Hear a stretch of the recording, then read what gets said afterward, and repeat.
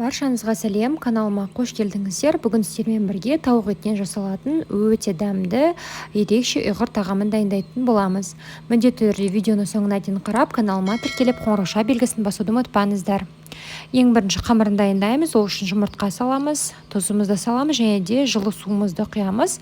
Осы қоспамыздың барлығын шанышқымыздың көмегімен араластырып аламыз. Енді ұнымызды аз бөліктен сала отырып, шанышқымен осылай араластырып аламыз.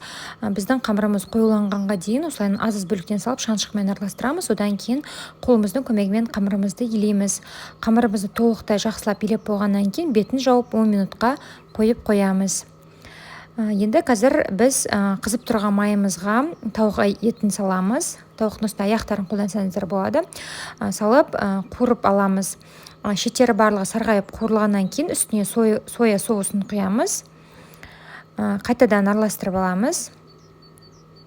Мен бұл жерде барлық көкөністерді алдын ала тазалап кесіп алдым. Пияз және де сарымсағымызды саламыз.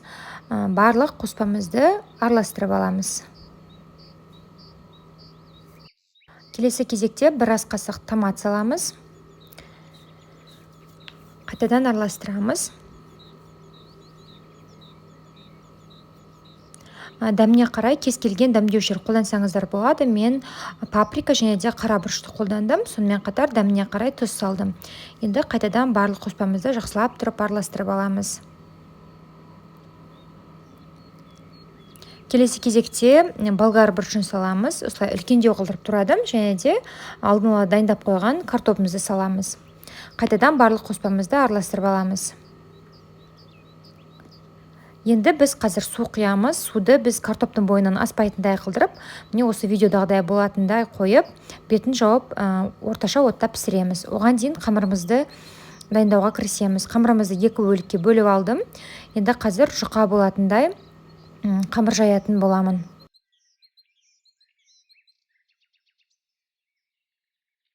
Қазір сіздерге қандай қалыңдықта болу керектігін көрсетемін. Манты немесе бешбармақтың қамыры сияқты жұқа болуы керек. Одан кейін үстіне біз күнбағыс майын құямыз. Кесочканың көмегімен немесе қолымыздың көмегімен осылай шет жақтарының барлығына майымызды тегізіп шығамыз. Енді толықтай майды жағып болғаннан кейін оқтауымызға осылайынан жинап аламыз қамырымызды. Одан кейін дәл осы видеода көрсетілгендей бірінің үстіне бірін осылайынан қойып шығамыз. Енді қамырымызды кесуге кірісеміз. Осылайынан міне толықтай қамырды барлығын кесіп шығамыз.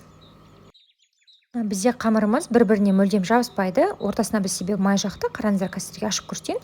Осылай міне аралары жабыспай дайын болуы керек. Енді қамырымызды пісіруге кірісеміз. Ол үшін алдын ала суымызды қайнатып алдық, оған тұз қосамыз және де қамырымызды салып, максималды оттың қызуында 4-5 минуттай қақпағын жауып пісіріп аламыз.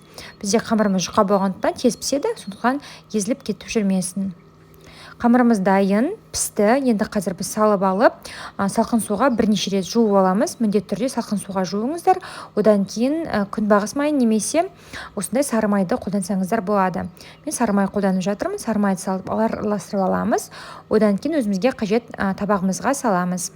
Оған дейін біздің көкөністер мен етіміз де пісіп қалды. Қазір осы біздің қамырдың үстіне орналастырып шығамыз. Осылайынан шеттеріне тауық еттерін әдемілеп қойсаңыздар болады. Көкөніс сеуіп, үстін қалауларыңызша әсемдесеңіздер болады. Кез келген пиязбен немесе петрушка, укроппен әсемдеуге болады. Егер сіздерге видео ұнаған болса, каналыма тіркеліп қоңырауша белгісін басуды ұмытпаңыздар. Сол кезде каналыма шыққан рецепті ең бірінші болып көретін боласыздар. Астарыңыз дәмді болсын, міндетті түрде дайындап көріңіздер. Кездескенше.